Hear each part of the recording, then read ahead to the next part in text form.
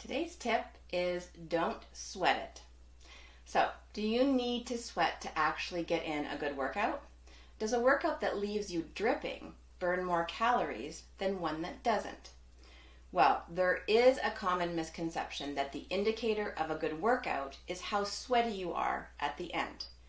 We think if you aren't soaked, then you likely didn't get your heart rate up high enough and probably didn't burn that many calories. Well, I'll set aside the other misconception that calorie burn is also a good indicator of an effective workout and focus today on a few facts to clear up the story on sweat. So, our bodies actually produce two different kinds of sweat through two types of sweat glands, apocrine glands and eccrine glands. Apocrine glands are located in our hair follicles and leads to the surface of the skin. They're mainly found in your armpits and groin, as well as on your scalp. They produce a thick fluid consisting of proteins, fats, and steroids. When this fluid comes in contact with bacteria on the skin surface and is broken down, the result is that characteristic body odor. Perspiration from these glands is mainly emotionally activated, such as when you're nervous or stressed. Eccrine glands occur over most of your body and open directly onto the surface of your skin. There are about 2 to 4 million of these glands. They secrete water and electrolytes, primarily sodium with a little bit of potassium, calcium, and magnesium. This type of sweat does not feed the bacteria on our skin, so it doesn't produce a smell. The primary job of these glands is thermoregulation.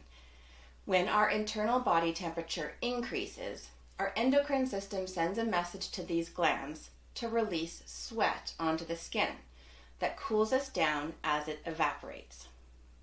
All right, that's enough biology for today, but it does give you a little background on the mechanisms of sweat.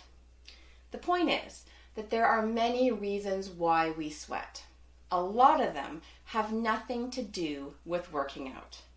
We sweat as the result of emotions, nervousness, anxiety, pain, or stress. We sweat when we're in a hot room or wearing too many clothes. We also sweat when we're eating, especially when we're eating hot and spicy foods, thanks to the receptors in our mouths that detect heat. If we used sweat as an indicator of a good calorie burn, then why doesn't lying in the sun on the beach help us lose weight? I wish. Also, we don't sweat when we're swimming, so does that mean that swimming isn't a good workout?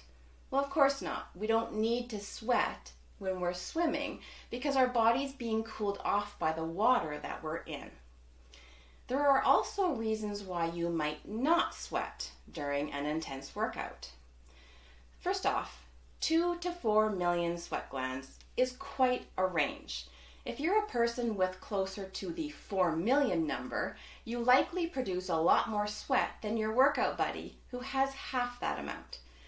Secondly, if the ambient temperature is cool, your body won't heat up as much during your workout, and it won't be cued to release as much sweat.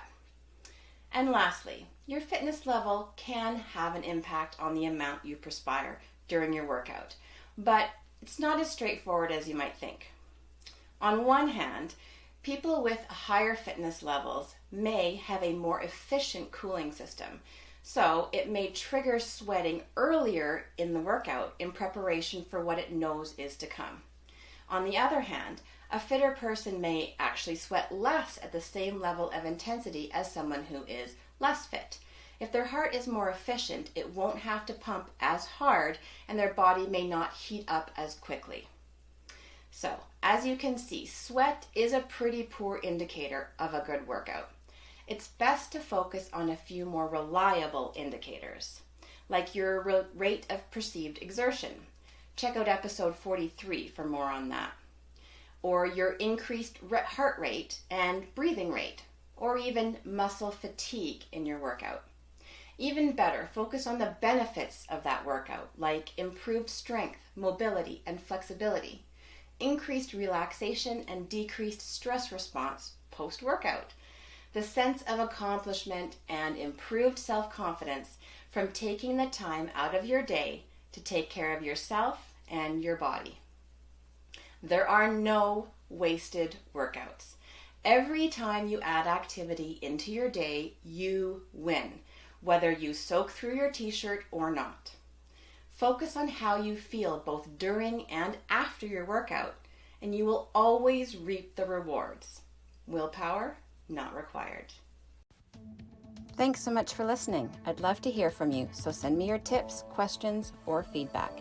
You can find me on Facebook and Instagram at Fired Up Fitness Coaching, or email me at willpowernotrequired@firedupfitness.ca. Thanks so much. I look forward to connecting with you.